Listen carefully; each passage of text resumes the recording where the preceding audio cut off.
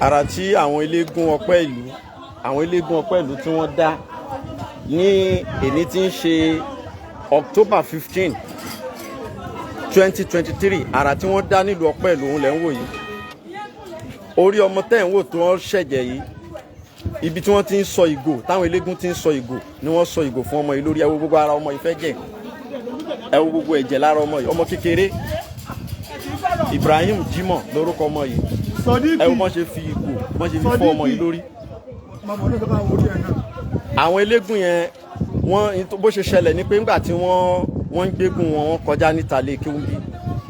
So ẹ mọ̀ pé báwọn eléégún ṣe máa ń display, wọ́n threaten ẹlẹ́yà yẹn wà níta, but wọ́n dẹ́rù bà ẹlẹ́yà yẹn débi pé ẹlẹ́yà ní láti sáré, wọ́n jókòó níwájú ṣọ́ọ̀bù wọn. So wọ́n threaten ẹlẹ́yà yẹn débi pé ẹlẹ́yà fẹ́ ṣubú, wọ́n sáré tẹ̀lé ẹlẹ́yà yẹn lẹ́yìn eléégún.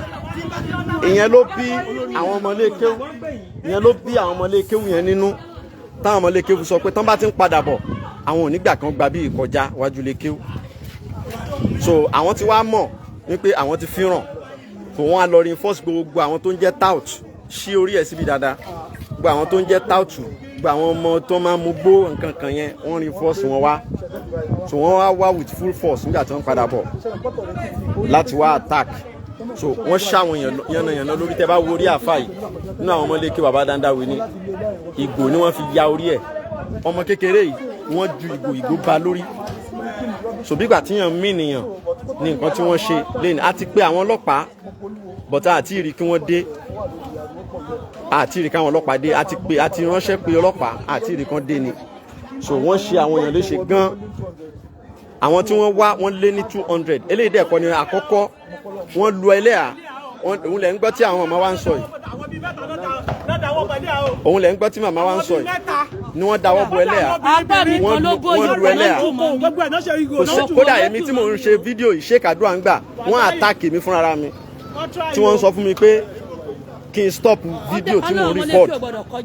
Wọ́n ní kí n stop recording live mi. Kódà wọ́n fẹ́ gba fóònù, ẹni tó bá lọ wo first live yẹn wọ́n fẹ́ já fóònù gbà lọ́wọ́ mi.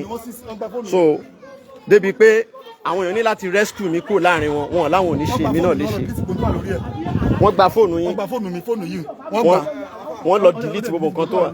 So bàbá wa olúwo Opeilu ni wọ́n ti dé yìí, chief olúwo fún gbogbo Opeilu, àwọn náà ti wà láàrin wa. So àwọn máa ń wá fún kí nǹkan parí. So ọ̀rọ̀ yẹn ní agbára gan, kò sẹ́ni tí wọ́n ṣetán àti ṣe léṣe ń bì.